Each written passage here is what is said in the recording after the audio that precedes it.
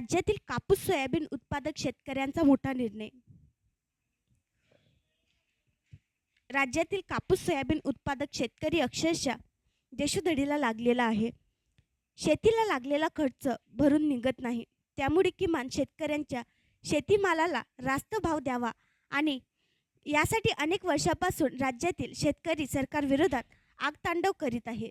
दररोज राज्यात 13 शेतकऱ्यांच्या आत्महत्या होत आहेत.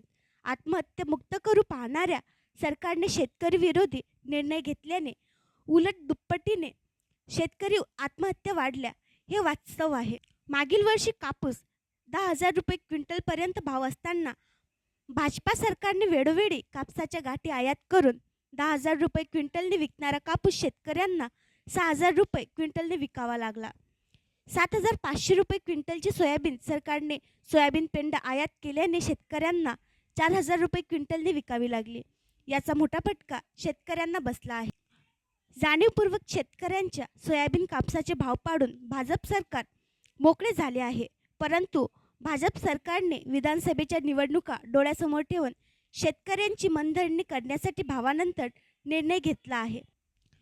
कापूस सोयाबीन उत्पादक शेतकऱ्यांना हेक्टरी 5,000 रुपये अनुदान अर्थातच गुंठ्याला 50 रुपये अनुदान देऊन बोळवण करण्याची आणि निवडणुकीत मतदान घेऊन पुन्हा सत्तेवर यायचे अशी नियोजित आखणी भाजप सरकारने केली असल्याचे समजते आहे. 1 क्विंटल कापसावर 4,000 रुपये, प्रति क्विंटल सोयाबीनवर 3,000 रुपयेपेक्षा अधिक नुकसान सरकारने नियोजित कट करून शेतकऱ्यांची केली आहे.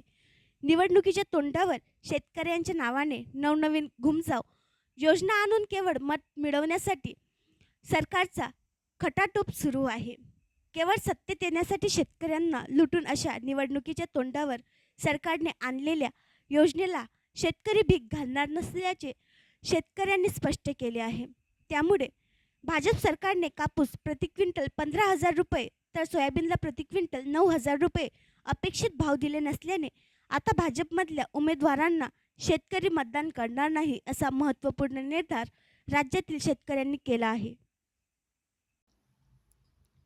आणखी नवीन व्हिडिओ पाहण्यासाठी आमच्या देशमुख एक्सप्रेस न्यूज चॅनलला सबस्क्राईब करा, लाईक करा आणि शेअर करा.